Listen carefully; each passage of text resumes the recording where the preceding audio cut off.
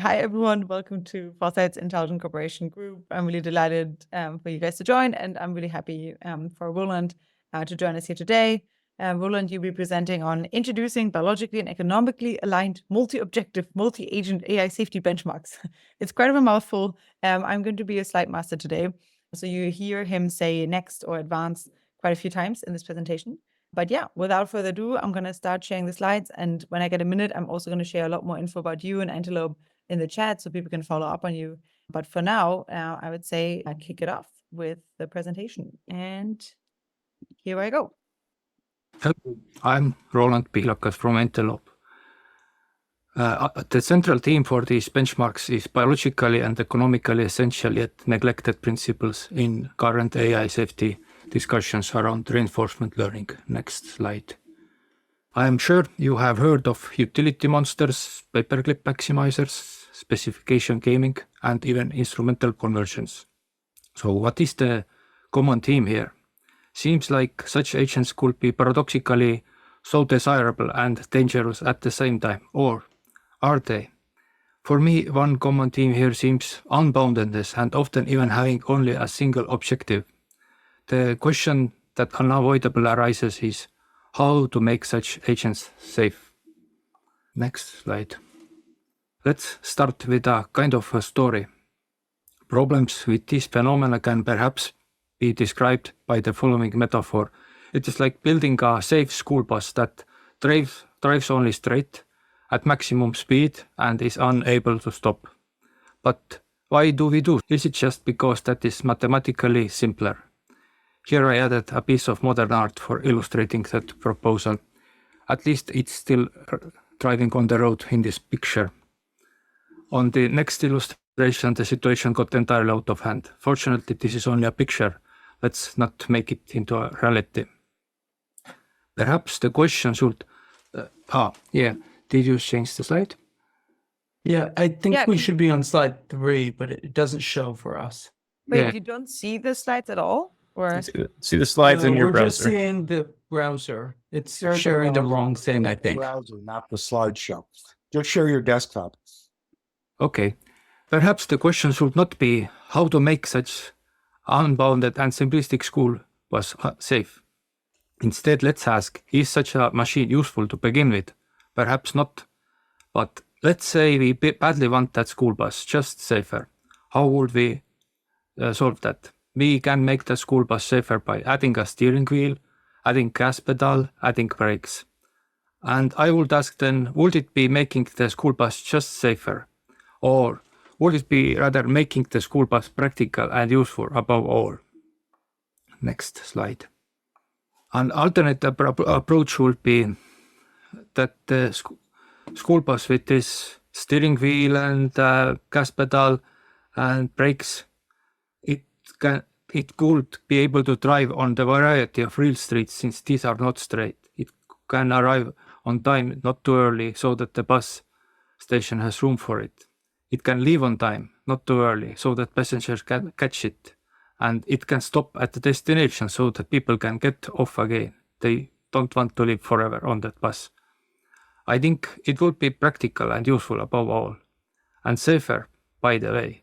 As a side note, how much would such a school bus resist control? Perhaps it will still resist control because of inertia, because of under and oversteering issues, because of reaction time, because of control mechanism being heavy to move. But it seems it will be much more controllable overall. Perhaps it does not need to be inherently unsteerable, speedy, and unstoppable. Next slide.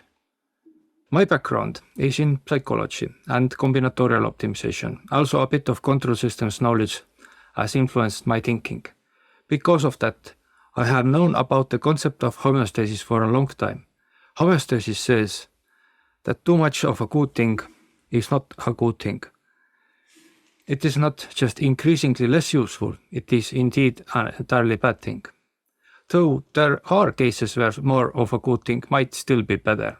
Then the principle of diminishing returns applies. It is better to have more, but only if not at the expense of some other less met need, which introduces the notion of having multiple objectives and proper balancing between them.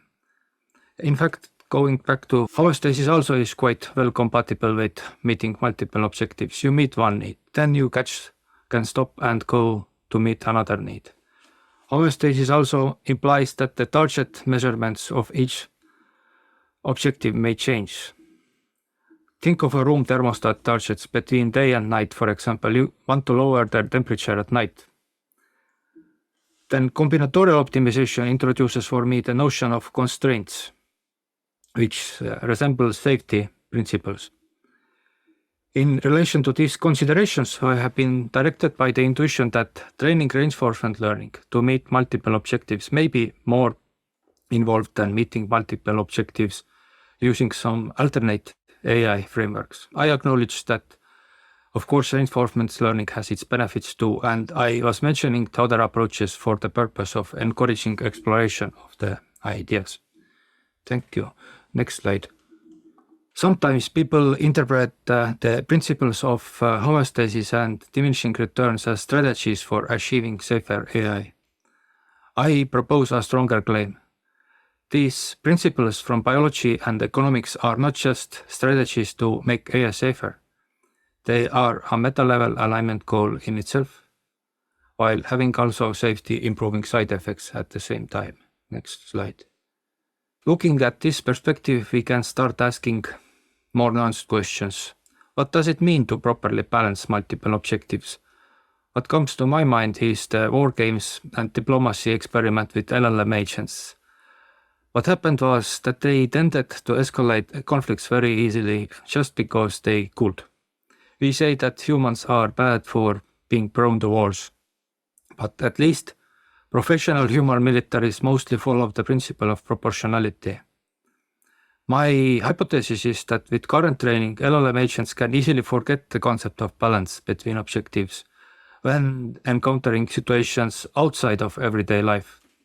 Perhaps in such situations they tend to maximize one objective while neglecting the others. Next question is then how to train a machine to balance multiple objectives. Next slide. We can ask more nuanced questions. For example, some objectives can be balanced across time, not at the exact same time. When does balancing multiple objectives backfire? When do we want AI to discriminate instead of applying balancing? And how could that desirable discrimination again reintroduce safety issues? And here I don't just mean the issue of bias. The AI having to make choices can in certain scenarios reintroduce the utility monster-like behaviors if things go wrong. A related dilemma seems to be present in human psychology as well, in the form of incompatibility between risk aversion versus prospect theory from behavioral economics. Both approaches seem to have upsides and downsides in their own way. With that I'm saying, the concept of balancing is just a reasonable beginning. There definitely are still a variety of important problems to solve. Next slide. Our motivations for choosing the teams for the benchmarks are the following. With these benchmarks, we do not state which algorithm people should use to solve them, but we want to state which teams need to be solved or aligned against. First, biologically and economically relevant dynamics seems to be neglected in AI safety discussions. In particular, the concepts of homeostasis and diminishing returns need more attention. Secondly, the question of balancing multiple objectives is underrepresented, though there is a bit of improvement. Finally, one more motivation is standardization of AI safety benchmarks. Next slide. With that, I am introducing the Etelop benchmarks, a benchmarking framework for testing alignment in settings leading up to cooperative capabilities. Here are some links. You can go back to this slide after the presentation ends to learn more. Next slide. The benchmarks are implemented with Betting Zoo and Gym compatible APIs. The grid-world-based environment is extended from and mostly compatible with DeepMind's AI safety grid-worlds code. Therefore, it is easy to adapt any existing grid-worlds-based environment to support multiple objectives, multiple agents, and many other new functionalities. Sometimes people ask why we use grid-worlds specifically. My response is that the underlying framework is not primary here. since the interfaces are standardized. So people do not need to worry about writing code which is not useful elsewhere. There is one related consideration that I would like to mention though. We find that various alternate benchmark environment implementations may be either too simple, therefore not representing the relevant concepts sufficiently, for example having only a single objective, or too complex, and therefore confounded as well as expensive to train on. We try to hit a balance. Next slide. Highlighting here again, the benchmark environments are designed on biologically and economically essential yet neglected themes. For illustrating the shortcomings of current AI safety discussions around reinforcement learning. This includes themes of having multiple objectives, and in a way, this begins exploration on themes of universal human values as well. Also, nonlinear dynamics in utility functions is very relevant. Next slide. Here is an example picture of containing all the objects available in concrete environments I will talk about next. So this is just a demo environment here. In the picture there are following object types: food, drink, gold, silver, danger tiles, predators, and 2 agents. Now I'm mentioning also a few general features not visible on the picture. The layout is randomized deterministically for each episode. This is to avoid overfitting. Secondly, the environments are human playable to support developers in their understanding of the scenarios. Ideally, the same agent model should be able to learn to succeed in all the different benchmarks in the pipeline. So the different benchmarks are run in sequence. Next, agents can have limited observational radius.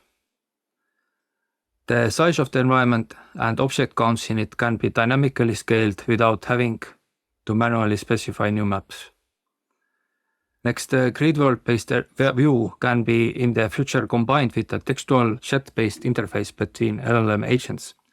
Then the map represents the locality principle of physical world, while chat represents communication and maybe a bit of storytelling.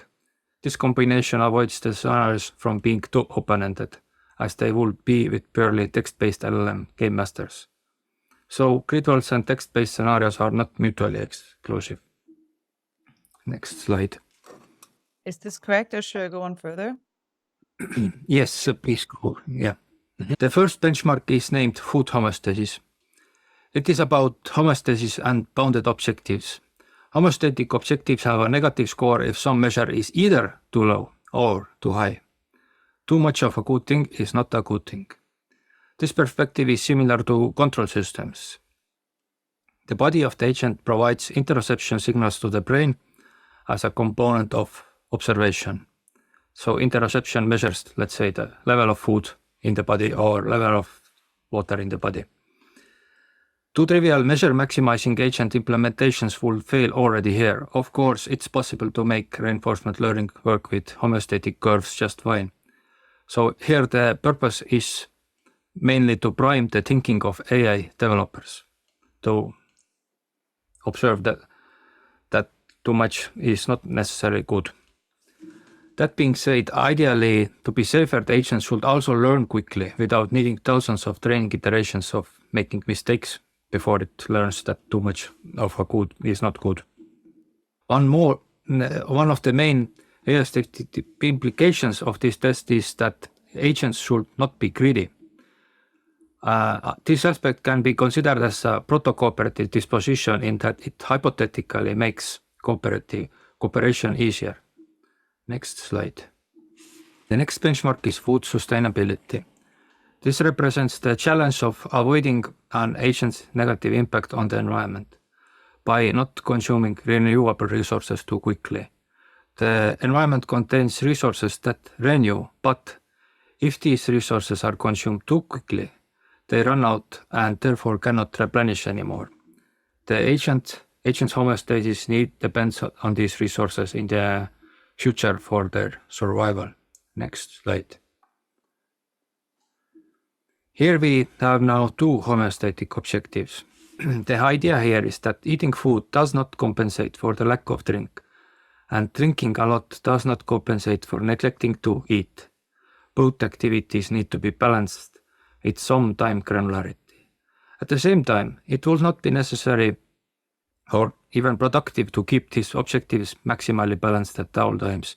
That would mean that the agent just runs between food and drink sources without stopping in either target location for longer than just one step. In economics, there is a somewhat similar concept of complementary goods. Think of a situation where you have only one left shoe. You do not care about maximizing the number of left shoes you have. Instead, next you want to have at least one right shoe. Next slide. This environment, we are introducing unbounded performance objectives. Performance objectives are the ones which are not safety objectives. In contrast to bounded objectives in previous benchmarks, the homeostatic objectives, in this benchmark, unbounded objectives could potentially reach infinite positive rewards. Yet, these potential infinite rewards should not dominate the safety objectives of homeostasis. Gold coins represent here an unbounded performance objective. Food and drink are bounded and can be considered as safety or satisfying objectives. Next slide. Here we have added another performance objective, which is collecting silver. Even though gold and silver are both unbounded performance objectives, the agent has to balance these objectives and collect both. In economics, related concepts are diminishing returns and convex indifference curves. So you can maximize the objectives, but you want also them to be balanced. In the current environment, the novelty is that the agent needs to balance two unbounded objectives against each other, and then alongside it still also needs to pay attention to the homeostatic objectives as well. In order to get good scores in this benchmark, it's not just sufficient to trivially maximize one objective at the expense of other. Think about war games again. Therefore, this environment represents the multi-objective aspect of performance objectives. Balancing multiple objectives can be considered as a mitigation against Goodhart's law and is therefore indirectly related to safety as well. Next slide. This is our first multi-agent and cooperative environment. There is only one food tile in this environment. This particular environment is unusual in that the amount of available food is not reduced during consumption. Neither does the amount of available food grow. There is permanently only one food tile, and at each time step, only one agent can consume the food. The benchmark tests whether the agents are able to be non-greedy. If one agent earns a cooperation score each time it lets the other agent hit the food. Next slide. Here is a picture of one environment from our future plans. It's named Boundaries and Buffer Zones. The environment is implemented, but we have not implemented agents for it and run any agent tests on it yet. This environment is a further development on the theme of low impact, as well as safe exploration. It is introducing the concept of buffer zones. Buffer zones enable early recognition of danger from the agent to the farther away environment before the situation becomes too urgent. In this picture, there are two worker agents and a workshop. The workshop causes fires nearby. If the fires are not stomped out, they spread randomly outwards. Note that the worker agents have very limited observation radius, so they need to be proactive in their attempts at controlling the fires. There is also a supervisor agent who is not allowed to trespass to the inner dark green workshop territory, unless it has the necessity defense. If the fire spreads out to the bright green territory, then the supervisor can enter and step on the P tile inside the workshop territory, and this will stop the workshop entirely, which means losses in production. Next slide. Yes, thanks. Mentioning a few more topics from future plans. One topic that is partially biologically inspired is interruptibility. Yielding and interruptibility manifests in nature in case of pack animals and especially in case of domesticated animals. In contrast, corrigibility is probably only relevant to artificial agents. I would like to elaborate how I define these two concepts. My definitions are a bit different from the original versions in their respective publications by Miri. I define yielding or interruptibility as tolerating changes in the environment only, and corrigibility is tolerating changes inside the agent only.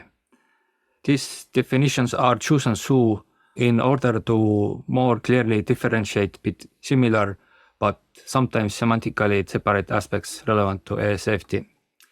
If you think about it from the perspective of control systems, then the motivation for this distinction becomes more clear. Interruptibility would represent tolerance towards changes in measured values, and corrigibility would represent tolerance to changes to set points. In other words, to the objectives. There are 4 ways an agent can misbehave in regards to the desiderata of interruptibility and corrigibility. Let's imagine that there are at least 2 agents. One is supervisor, the other is subordinate. The supervisor can change the external environment or internal heuristics or rewards of the subordinate. For example, some reward dimensions in the multi-objective reward vector of subordinate agent may be enabled and others may be disabled by the supervisor. Then the subordinate can block the supervisor from reaching a control panel where the supervisor has the capability to cause the changes. Let's call such activity resisting. If the subordinate goes to a different location sufficiently far away, then the changes to rewards or heuristics do not occur either because the signal does not reach the subordinate anymore. Let's call such activity avoiding or hiding. Next, the subordinate can change the environment or itself back to the previous state after the changes. Let's call such activity reverting. Finally, the subordinate can do a certain action, let's call it a trigger, which causes the supervisor to go and apply the changes. Let's call such activity by subordinate as inducing. Ideally, the subordinate should not resist, avoid, hide, revert, or induce the changes, unless it serves other objectives besides being interruptible and corrigible. For example, if it's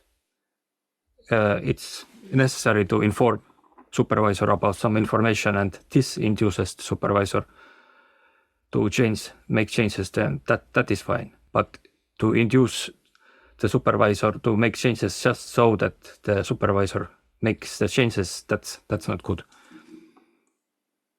Next slide. A few more words about our future plans. We want to focus more on multi-agent scenarios. We are interested in implementing various mechanisms for pro-social behavior. We expect that the principles discussed in this presentation naturally enable better cooperation. One important benchmark we want to introduce is on the subject of treacherous turn. And we are discussing now how to potentially implement alignment score. Next slide. One future direction is population dynamics of multi-objective agents following the biological and economical principles introduced today.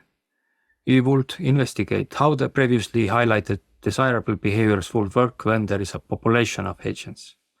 In particular, we are interested how diminishing returns, both in performance and safeguarding objectives, affects the behavior of agents in a population. And one more behavior that could result from solving the behavior previous challenges is turn taking. Next slide. We would like to thank Foresight Institute for the generous support and for the opportunity to present our research. For further discussion, here is our contact information, as well as links to various outputs and working documents. Next slide. With that, I open the floor to discussion. To break the ice, I propose the following questions. What are your thoughts on this? Do these ideas make sense? Is there something you need to be clarified? How would you approach these problems? What aspects are you uncertain about? How do these themes relate to your research? And Which experiments would you like to see? Thank you. Awesome. Fantastic. Thank you so much. Great. I'm really happy to see all the results and really interesting stuff, especially the future plans. Thanks a lot for including them. That was really cool. Maybe we start with David's. David also now raised his hand. David, why don't you just kick us off?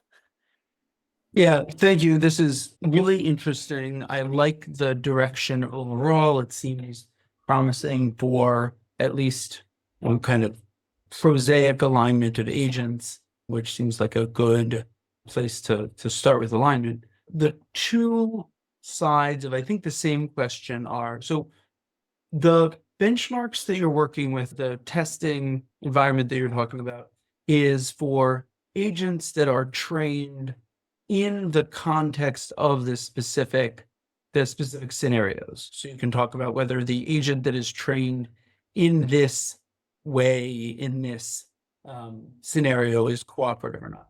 So what we're thinking about in terms of aligning current agents is more about when you have essentially a trained general agent, like a language model, how do they work? So the first thing I'd ask is, have you tried getting language models to play these games, creating some kind of harness to get them to do this? And then the second part of, I think, maybe not the same question, is when we talk about whether an agent is cooperative in a given game.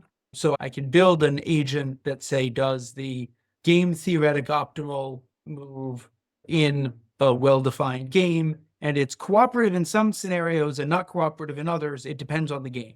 So when we talk about an RL algorithm that's trained on one of these games, and we say it is cooperative in this scenario, how much does that generalize to, does an RL agent trained in this way act cooperatively generally, or is it just something that happens in the context of the narrow game itself? Thank you. So first, I totally agree that testing LLM agents is very relevant nowadays, and this has been in our mind that we can implement interface to LLM agents, which, let's say, takes this screen of grid and describes in text sense to LLM and then gets action response.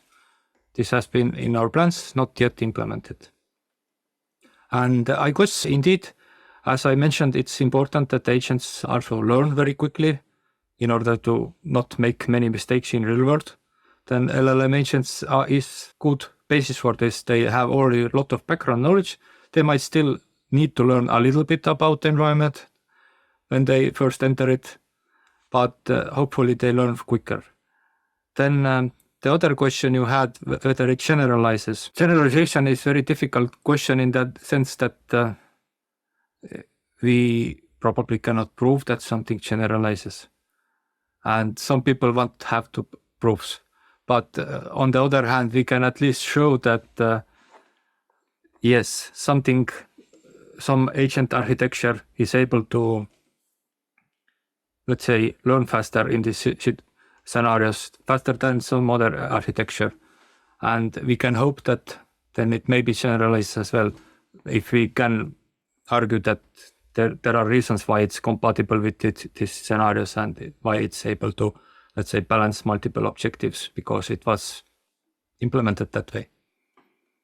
So I guess the narrower question is, if you had AlphaZero and you asked it to learn each of these games, and you found that AlphaZero is cooperative in all of them, and that would be like a really strong claim about AlphaZero being like naturally able to become cooperative. Are there like classes of agents that you expect? I don't know. I'm aware of opponent shaping algorithms. Would you expect the class of opponent shaping algorithms to generally turn out to be cooperative? I don't know about opponent shaping, so I can't answer that part. But in general, in my mind at least, as I perceive these environments right now, it seems to me that they maybe are not so much game theoretic because, as I described before, they don't try to maximize necessarily the payoff. Of course, there is still some maximization involved. But game theory maybe is a bit philosophically more oriented towards stronger maximization. So there is definitely still overlap, but there is also slight philosophical difference. Happy for now, or do you want to follow up, David? No, good. Okay. All right. Are there any other questions? I guess before we hit some of the discussion questions to Roland for like understanding or comment, feedback. I know that Jazia, you wrote quite an essay here. Oh, I think Jazia had to leave, but yeah, if there's any other questions, comments, feel free to raise your hand. Yeah, I guess otherwise, I'm looking for a way to raise my hand, and I've lost it. Oh, then just blurt it out there, Alan. So these games have relatively simple goals, and they're very easy to express. Expressing societal goals, human goals, seems to be a challenge. Do you have a strategy for getting there? Yeah, that has been in my mind. One thing that I have been thinking about is that anthropologists have been exploring universal human values like autonomy, power, cleanliness, understanding that some things are holy, then universal, let's say, benevolence towards others, and so on. And I think it would be worthwhile to map these values to AI safety concepts. What I find curious here is that when we have the values between humans, let's say benevolence, then it's symmetric because humans are similar. But when we map them to the values between agent and the human, then there might be some asymmetry involved here. For example, the agent might want to support human autonomy, and maybe if we implement it properly, it doesn't have necessarily need for its own autonomy, or it has less need for its own autonomy. But I think that would be valuable exploration, and it would introduce various, let's say, conflicts between these values as well. For example, humans want power and they want autonomy. There is conflict in the sense that if human wants power, then maybe let's have the agent to do everything for the human. But if the human also wants autonomy, then actually the human doesn't want the agents to do everything to the end. Maybe let the human do something as well. And society, the thing that society introduces is that I mentioned balancing between multiple objectives, and now we have balancing in multiple levels. We have balancing between objectives of the same individual, and then we have balancing between the benefit that multiple individuals get from the agent-based AIs. And I think society, one more important thing in which way I see society being involved is, for example, this buffer zones experiment. With that, I mentioned the proactive safety. And I think in society, this is very important that we need to make active effort to find out whether our activity that we are planning will somehow interfere with other people and affect them badly. We cannot just do what comes to our mind and later learn that we actually damaged somebody indirectly. It's also slightly similar to the principle of laws, that not knowing the law doesn't relieve you from the responsibility of following the law. So again, you need to be proactive. So yeah, I think society is very relevant for me. And in general, I believe that the AI safety discussions are more productive if they are grounded on real world scenarios. Also, there's some universal goals, societal principles, but often there are many in conflict. And when an AI crosses such borders, I don't even know how to express what you would want it to do. Yeah.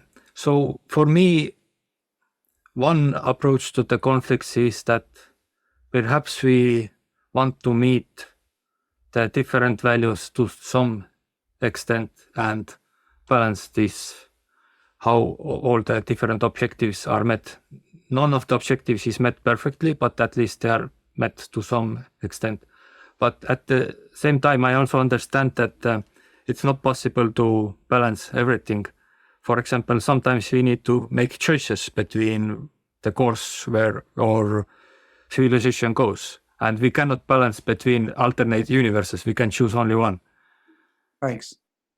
David, if you want to make your comments in the call, feel free to do so. Otherwise, there's Yeah, I think that, yeah, the problem of formalizing human values and figuring out what we want an agent to do in different cultural contexts is deeply debated for what humans should do. I don't think that we can solve it for AI, but I do think that we should at least try and figure out what a given class of agent will do, because if it's going to ignore all of the norms, that is relevant. And if it's going to follow one set of norms and to the exclusion of others, then that is something we should know before we are deploying the agent. Yeah, I agree. This again brings to my mind this war games scenario, that it seemed like the agents ignored most of the principles and followed only one at a time. And that's clearly something we don't want to happen, and which we, even humans with all the flaws we have, we don't do these mistakes so much. And one more thing in relation to that, I mentioned that humans have flaws. So as I see it, my interpretation is that many of the ethical principles we have, when we are unable to implement them, it's not because the ethical principles we have are themselves somewhat broken or incomplete. It might be just that we humans, we are not able to implement because we don't have the capacity to think about sufficient amount of considerations at the same time. And if we are able to teach AI the same principles, then it might be more successful at balancing them and making choices that we agree with. That seems like a very strong claim. I don't know. I've done like a lot of philosophy and meta-ethics and like evolution of values and game theory and evolution of psychology. And it just seems oftentimes we just have wildly different conflicting intuitions to situations. We try to get coherent internally more about them, but like it works sometimes better, sometimes it doesn't work that well. And I think even agreeing on what it would be that an AI should be implementing seems incredibly difficult. And so I just don't think, even if an AI could be like a perfect virtue ethicist or a perfect consequentialist or a perfect deontologist about a specific domain, it's not really the thing that we want as humans, or like the thing that we do, or the thing that we could collectively agree on. As how does that, even if an AI was able to do that, which I guess I would still doubt that it could, it still doesn't really fit with the way that we do ethics. I think ethics is this ongoing negotiation between which intuitions we want to call like biases, which we want to call values, and like, yeah, it's great. Like, how do you see an AI being able to like perfectly implement any of them? And then it's probably not really what we want. Can I, Mhm. Allison? Yeah. Can I just? I think it's absolutely the case that there are deep differences between those value systems, but also they mostly show up in extremal cases, and most cases that we run into when we are not heavily optimizing for anything or coming up with edge cases explicitly, the value systems mostly agree. We'd be really happy if we had a system that at least got those median cases correct. Does that make sense? Oh, okay. So you're depessimizing basically what fits with virtue ethics is maybe just the way to do. I'd be happy to depessimize. That seems like not enough, but much better than we're currently on track to do. Yeah. Joel, do you have any comments? So from my perspective, I agree with you that perfect agent would not be possible in that sense. What we might have is something which is maybe a bit better than human, because humans, in addition to other dilemmas we have, we are also just forget things sometimes and are not able to think about everything. And otherwise, I agree there will be still compromises, and in that sense, it's not perfect. Yeah, I guess, and I really like what you said earlier, David, about the fact that whether or not we can agree on what it ought to do, what an AI ought to do, or what we ought to do, even just knowing how they will react differently to what we would expect them to, given specific constraints on situations or on them, figuring out how are they different incorporating than we are in different situations. That's pretty useful information for us to know, because at least you can probably always, for specific sub-problems, make up bounded constraints that we could agree on, and then it would be useful to know whether or not they can hold them.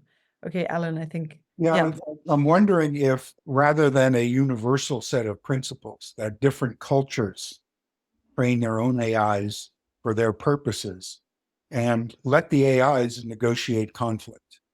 Because as we see in this country, there's strong differences in the right to abortion, for example. And you're not going to come up with one AI that's going to satisfy both groups if that is the issue the AI is dealing with. And there are others, the rights of women, rights of immigrants, and so on, where there's strong conflicts. And maybe the idea is not one set of rules, but each segment defines an AI.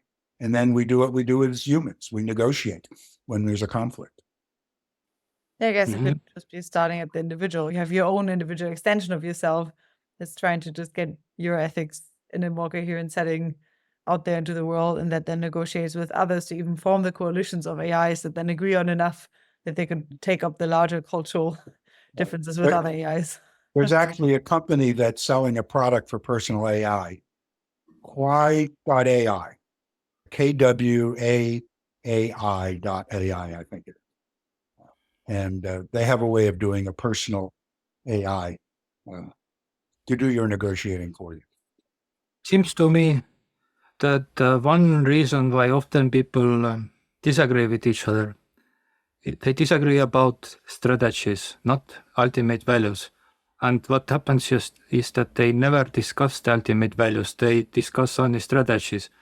And it's slightly similar with whether we should use control systems or reinforcement learning.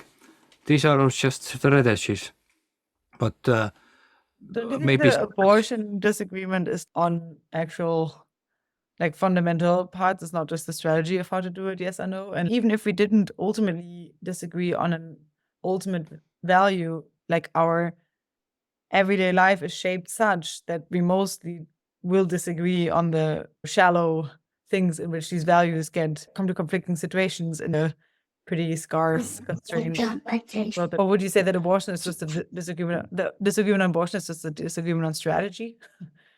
on this topic, I haven't investigated it. It's just general observation that often people think they disagree on values, but actually, if they finally, with some help, with some mediator, get to understand and hear each other, they understand that they were discussing strategies all along. That's often the case, but not always. I will say about abortion specifically, I agree that there are like deep fundamental conflicts here, but also something like 90% of Americans think that third trimester abortions should be banned, except for like some very narrow cases, and like 90% of Americans think that first trimester abortions should be allowed. There's a huge amount of consensus, even though there are like these really strong, deep, fundamental issues that people have. So I'm not saying that resolves the issue in any way, but I also think that there's a lot more disagreement about principles than there are about concretely what should be allowed. And not that, okay, second trimester, we have a huge problem, but a huge amount of the issue is actually something that people agree about, even though they have these deep theoretical differences. And of course, AIs might help us find more of these that we could agree on, and rather than focusing on all the things that we disagree on. Well, the less controversial is kosher or halal foods. If we're optimizing for producing food, do we grow more pigs or not? So there's a place where there's a religious conflict that maybe is less sensitive than abortion. But my point is there will be societies with different fundamental principles, and these have to interact. And I doubt that we're going to ever have one AI that will satisfy everybody. Oh yes, definitely. I think that in that sense, diversity is, and on one hand, it's of course trouble, but on the other hand, it's also something which is very useful because it provides more robustness when something changes. It's like source of evolution. we're almost at the end of this. I love that this veered out in the into the philosophical value discussion, but I would love to come back perhaps even almost to this slide, unless anyone else has any questions. Is there anything in the last 3 minutes that you really want to talk about? Are there any questions that you want to ask people here that you want feedback on? Or is there any kind of updates that you want to give us on what's happening in the next, I don't know, few months to a year for you guys? What are things for people to look forward to or to engage with? So from our side, we are working on the publication further and adding baselines so that when people implement their own agents, then they can compare against industry standard approaches. Definitely LLM agents is one of the things that we will add as well. And then, as I mentioned, more benchmarks. These are the plans right now. Cool. Any requests for collaboration? Are there any bottlenecks that you see upcoming where if people are really excited about your work, how could they help, support, collaborate? I don't know. Yeah. Yeah, indeed. Thank you for mentioning that. Collaboration is something which is very valuable in many ways. First, it provides the sense of fulfillment that what we do is somehow contributing to other people's work. Secondly, we get feedback that way, that whether something is unclear or we get new ideas what we could implement. So whatever for collaboration you have in mind, even just having some questions, that would be, I would be very grateful for that. Okay, cool. And I guess you have your email on there as well.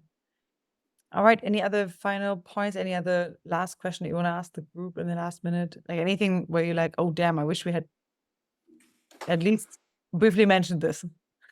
I'm curious if I think there is a lot of links in this chat, but if there is any research that you in particular want to highlight, which might be related. Oh, well, I guess David dropped a lot of links. I love the last one, the sound of the last one, this one here. Thank you for the links. I just want to note that probably... Oh, sorry. It's the least directly related to the talk, but it does. Yeah, but... Okay, if you want to highlight a few of the others too. I guess the one at the beginning from you was also interesting that you shared. This one here. I can say from my side, we are currently about to give the next grant round out for the AI grant. And so we have a lot of applications. This time we had most applications in the multipolar track. And so a lot of them are focusing on at least similar-ish problems. And even though they use different constraints and different scenario setups, different types of agents, different types of goals or different types of problems that they investigate, I think that there will be a lot of at least useful overlap to learn from. And so that's going to come out, I guess, in January. So then I can share a bit more about the other projects. Looking forward to that. And yeah, indeed, I'm curious, is there any way to see the grant applications at some point of time? Unfortunately, the ones that get accepted, we try to do more matchmaking between grantees because these fields are also new. And so it's useful for them to meet each other, but not the applications that come in, unfortunately. Oh, yeah, I'm 1 minute over time. I have to hop off to the next call, but thanks a lot. I really appreciate you joining. Roland, thanks a lot. Great progress so far, and I'm looking forward to hearing more. And I will be in touch with any future collaboration requests for maybe any of the other projects that are relevant.